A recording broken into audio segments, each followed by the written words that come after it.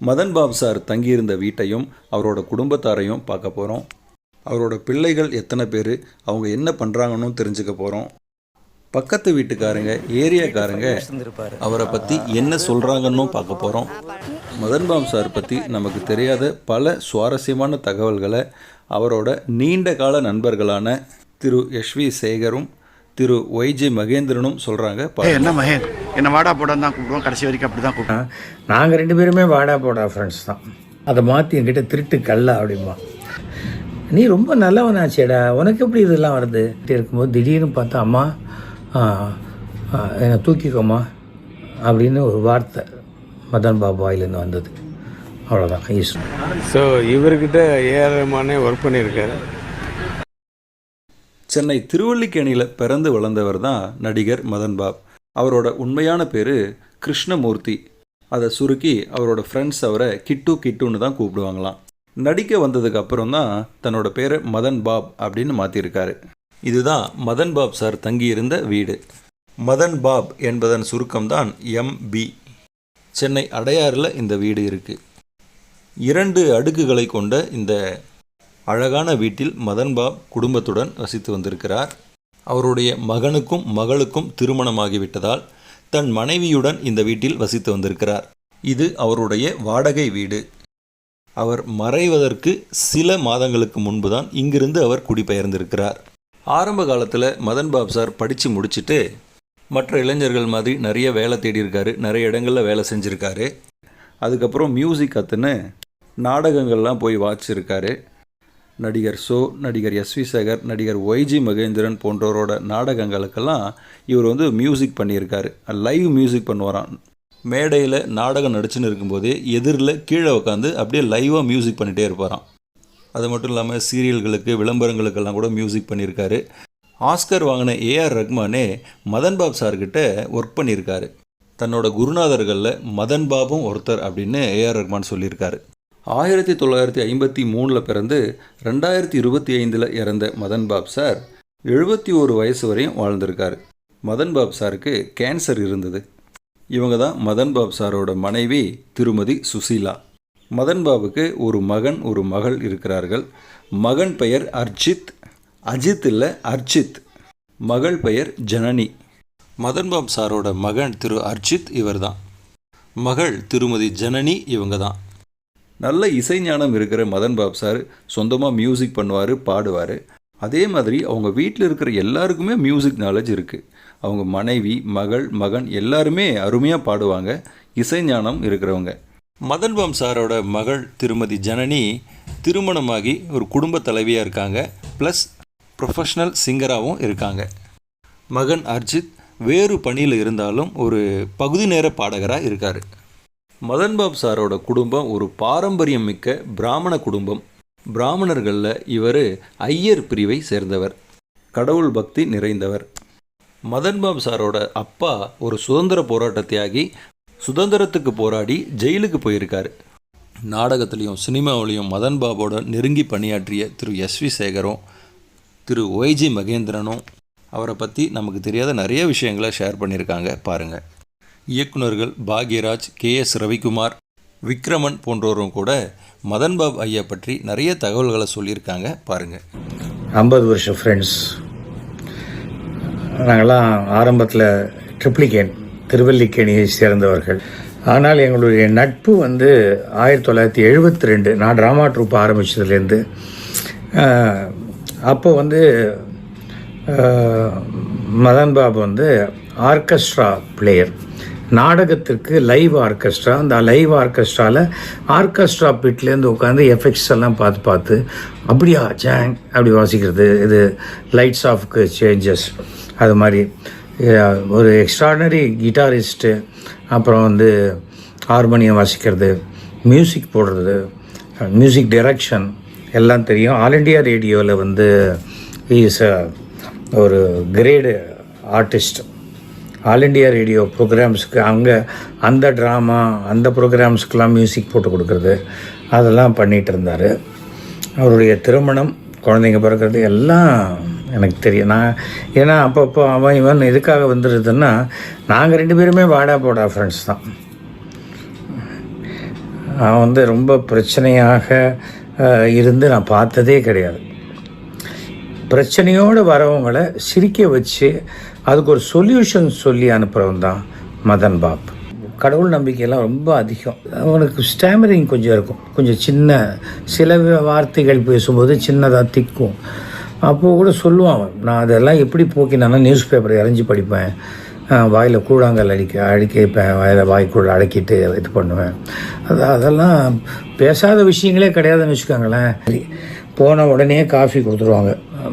Madan wife Susheela காஃபியை சாப்பிட்டு பேசுறது, அப்படியும் பேசி தொண்டை வறண்டு போச்சுன்னா இன்னொரு காஃபியும் வாங்கி சாப்பிட்றதுங்கிற அளவுக்கு தினசரி நான் அவன் வீட்டில் இருப்பேன்.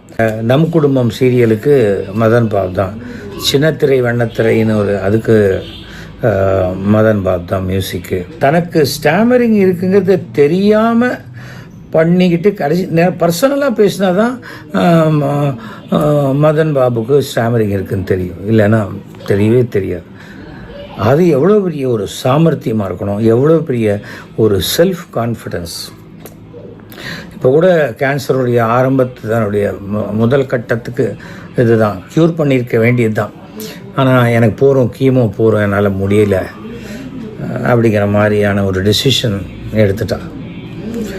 இறக்கிறதுக்கு முதல் நாள், அதாவது நேற்றுக்கு சாயங்காலம் ஒரு 5:30 மணிக்கு பொண்ணு ஜனனியும் ஒய்ஃபையும் பக்கத்தில் வச்சுக்கிட்டு காஃபி சாப்பிட்றீங்களான்னு கேட்டிருக்காங்க. ஒரு 1/2 டம்ளர் காஃபி கொடுக்கும், காஃபியை சாப்பிட்டுட்டு எதாவது பாடுவோமா அப்படின்னு கேட்டு அவனுக்கு பிடிச்ச பாட்டு, பொண்ணுக்கு பிடிச்ச பாட்டு, ஒய்ஃபுக்கு பிடிச்ச பாட்டு, பக்தி பாட்டு எல்லாத்தையும் பாட பொண்ணு பாடும்போது கொஞ்சம் மீட்டர் மிஸ் ஆகுது பார் அப்படி. அதாவது அந்த அளவுக்கு வாஸ் வித் கான்ஷியஸ். ஆனால் அந்த சமயத்தில் சின்ன அவுட் ஆஃப் கான்ஷியஸ் போகிற மாதிரியான சின்ன விஷயங்கள் நடந்துக்கிட்டே இருந்திருக்கு. இவங்க நோட் பண்ணுறாங்க, பட் அந்த பெயின் வேறு உடம்பில் இருந்திருக்கு. அந்த சமயத்தில் தன்னுடைய இறந்து போன சில மூதாதையர்கள், என்ன பெரியப்பா என்ன திடீர்னு வந்திருக்கீங்க அப்படிங்கிறது, திடீர்னு நீ பாடுமா அப்படிங்கிறது, அந்த மாதிரி இருந்துக்கிட்டே இருக்கும்போது திடீர்னு பார்த்தா அம்மா என்னை தூக்கிக்கோமா அப்படின்னு ஒரு வார்த்தை மதன் பாபு வாயிலேருந்து வந்தது. அவ்வளோதான், இஸ் நோ மோர். நம்ம சொல்கிறோம் நிறைய விஷயம், சொர்க்கம் இருக்கா, நரகம் இருக்கா, ஆத்மாக்கள் இருக்கா எல்லாம் கேட்குறோம். அவனுடைய தாய் அவனை அழைச்சிட்டு போயிட்டான். போகிறோம் நீ கஷ்டப்பட்டது. நமக்கெல்லாம் என்னென்னா 71 வயசு தான் ஆச்சு அவனுக்கு. நம்மை விட வயதில் சிறியவர்கள் இறக்கும்போது ரொம்ப சங்கடமாக இருக்கு. ஏன் அவன் இன்னும் ஒரு 15 வருஷம் இருந்தான், 20 வருஷம் இருந்தான்.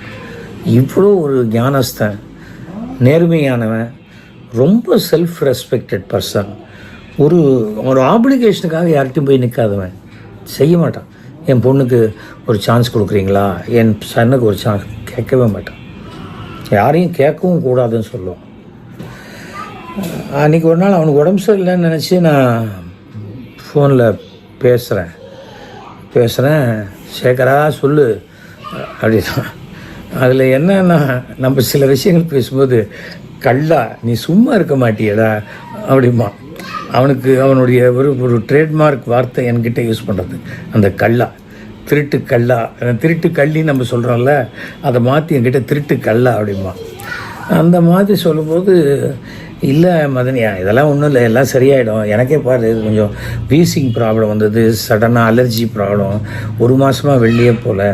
பட்டு ஏன்னா இந்த மாதத்துலேருந்து அடுத்த மாதத்துலேருந்து ட்ராமாலாம் ஒத்துன்ட்டேன், எல்லாம் சரியாச்சு.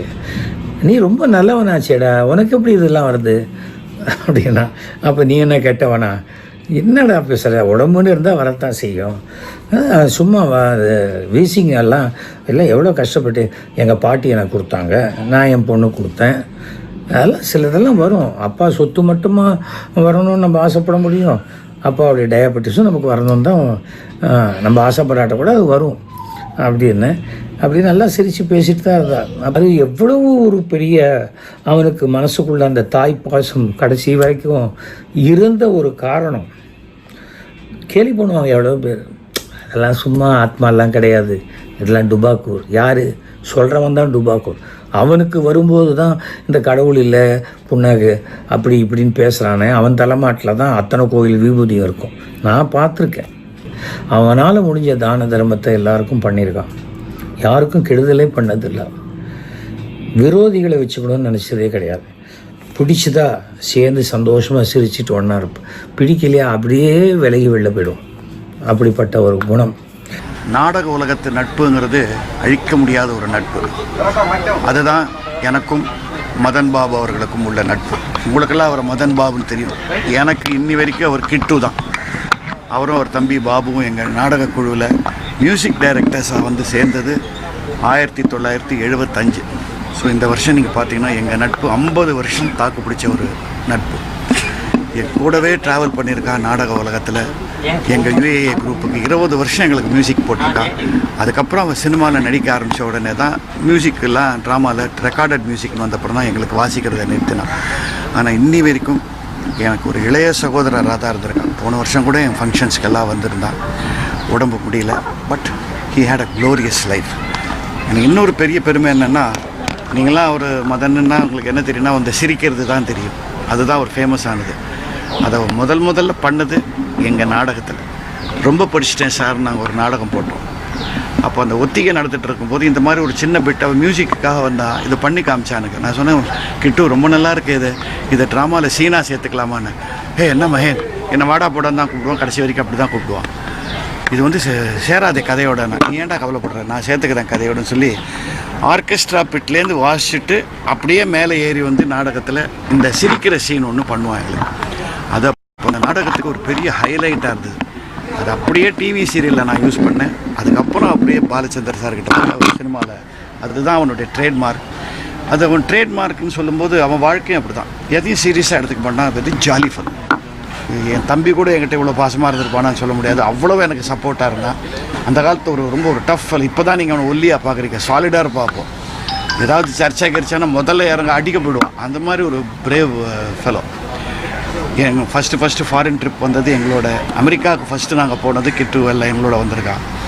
எத்தனையோ பசுமையான நினைவுகள். இப்போ வந்து அவள் இறந்துட்டானோன்னு எனக்கு அவரை பார்க்கும்போது பெருசாக அழுகையெல்லாம் வரல. அவனோட இருந்த சுகமான அந்த நாட்கள் ஞாபகம் வருது. உங்கள் மனைவி கூட அதுதான் சொன்னாங்க. எங்கள் கூட பேசும்போதெல்லாம் அவர் சொல்கிறதே இது ஒன்று தான். நான் யுஏயோட மகேனோட YGPயோட இருந்த அந்த காலங்கள் தான் கவலையிலேயே மறந்து இருந்த அற்புதமான காலங்கள். ஸோ அவ்வளோ கவலை இல்லாத ஒரு மனிதனாக இருந்தவன் கண்டிப்பாக இறைவனடி போய் சேருவார். ஒரு ஆன்மா சாந்தி அடைய வேணும். எங்களால் அவனை மறக்க முடியாது. எஸ்பெஷலி என் ஒய்ஃப்க்கெல்லாம் வந்து ஒரு பிரதர் மாதிரி இருந்தாங்க. அவளை அன்னபூரணின்னு கூப்பிடுவான். ரிஹர்சல்ஸுக்கு லேட்டாக வருவான். எப்போதும் லேட்டாக வந்தால் நான் திட்டுவேன். நான் திட்டமாக உள்ளே போய் கிச்சனில் அவள் கூட உட்காந்து சாப்பிட்டு வந்துடுவான். ஸோ அந்த உரிமையோடு இருந்த ஒரு கிட்டு உங்களுக்கெல்லாம் மதன் பாப் நம்மிடையே இல்லை. அந்த சிரிப்பு இனிமேல் அவன் அந்த மாதிரி யாரும் பண்ண முடியாது. அதை நினைவு வைத்துக் கொள்வோம். அதே சமயத்தில் ஸ்டோரி டிஸ்கஷனில் கலந்துப்பான். அதில் வந்து இம்ப்ரூவ்மெண்ட் சொல்கிறது, சென்ஸ் ஆஃப் ஹியூமருங்கிறது ரொம்ப ஜாஸ்தி. ஆல் இண்டியா ரேடியோவுடைய அப்ரூவ்டு ஆர்டிஸ்ட் மதன் பாபு. அதன் பிறகு ஒரு ஆக்டிங்கில் ஒரு இன்ட்ரெஸ்ட் வந்தபோது நான் என்னுடைய நம் குடும்பங்கிற தொலைக்காட்சி தொடரில் முதல்ல ஒரு ஃபுல் லெங்த் ரோல் கொடுத்து நான் கிட்டுவை இன்ட்ரடியூஸ் பண்ணேன். அதுக்கு உடனேயே ஷோவுடைய ட்ராமா சீரியல் கிடச்சிது. இது ஸ்டார்டட் ஆக்டிங். ரொம்ப கொஞ்சம் பிஸியாக ஆரம்பிக்கும் போது இதுக்கு நடுவில் மியூசிக் ட்ரூப் வேறு வச்சுருந்தேன். என்னென்னா மதன் பாபுவோட ஒய்ஃப் ரொம்ப நல்ல சிங்கர், டாட்டர் ரொம்ப நல்ல சிங்கர், சன்னும் நல்ல சிங்கர். ஸோ ஃபேமிலி, அந்த ஃபேமிலியே அவ்வளோ நல்ல இது. தனக்கு இப்படி இப்போ ஒரு கேன்சர் வந்திருக்குங்கிறத வெளியில் சொல்லவும் விருப்பம் இல்லை. அது பிகாஸ் அவன் வந்து எல்லாருக்கும் வந்து அட்வைஸ் பண்ணி ஒரு ஒரு பாசிட்டிவ் எனர்ஜி கொடுக்கக்கூடியவன். தனக்கு வந்து யாரும் வந்து ஒரு சிம்பத்தட்டிக்காக அப்ரோச் பண்ணக்கூடாதுங்கிற ஃபீல் என்றைக்குமே உண்டு. எந்த பேக்கிங்கும் கிடையாது, சினிமா பேக்கிங் கிடையாது. அவங்க அப்பா ஃப்ரீடம் ஃபைட்டர், ரொம்ப ஆர்த்தடாக்ஸ் ஃபேமிலி. வேதத்தில் பல வேதங்களில் உள்ள பல விஷயங்களை எடுத்து சொல்லக்கூடியவன். சமஸ்கிருதம் அவ்வளோ நல்லா, அதில் இருக்கிற ஸ்லோகம்லாம் சொல்லக்கூடியவன். என் படத்தை பார்த்து எல்லாம் கூட ஷூட்டிங்கில் மற்றவங்கெல்லாம் சிரிச்சிருக்காங்க. ஆனால் நான் கூட நடிக்கும்போது சிரிப்பு அடக்க முடியாமல் அவஸ்தைப்பட்டது அப்படிங்கிறது வந்து மதன் பாபு அவர்கிட்டையும் கொச்சின் அனிபான்னு ஒரு நடிகர், அவர் இறந்துட்டாரு. அவர் இவங்க 2 பேர்த்து கூட நடிக்கும்போது தான் என்னால் சிரிப்பையே கண்ட்ரோல் பண்ண முடியாத அளவுக்கு அவஸ்தைப்பட்டேன். எனக்கு அவங்க ஃபேமிலியை வந்து சின்ன வயசுலேருந்தே தெரியும். ஸோ அவங்க சிஸ்டர், அவங்க ஃபேமிலியெலாம் எனக்கு சின்ன வயசுலேயே தெரியும். ஒரு தடவை தெனாலி ரீதி கடை நடக்கும்போது தான் எனக்கே தெரியும் அவர் ஒரு பெரிய மியூசிஷியன். ஏஆர் ரஹ்மான் பார்த்துட்டு இந்த கேரக்டர் இவர் பண்ணுறாரு, ஏன்னா அவர் கதை தெரியும் இல்லை ஏற்கனவே. அந்த படம் ரீதி கடைக்காக என் ஆஃபீஸுக்கு வந்து படம் பார்த்துட்டு இருக்கும்போது இந்த கேரக்டர் இவர் கொடுத்துருக்கீங்களா, வெரி குட், தேங்க்யூ சார், தேங்க்யூன்னு. இவருக்கு தேங்க்யூ சொல்கிறீங்க அப்படின்னு. சார் அவர் one of my guru sir அப்படின்னார். ஸோ இவர்கிட்ட ஏஆர் ரஹ்மானே ஒர்க் பண்ணியிருக்காரு, கீபோர்டெல்லாம் வாசிச்சிருக்காரு. அவருடைய மியூசிக்கில் லைட் மியூசிக்கில் மாதிரிலாம் நல்ல மனிதர், நல்ல சின்சியரான ஒரு ஆர்டிஸ்ட்டு.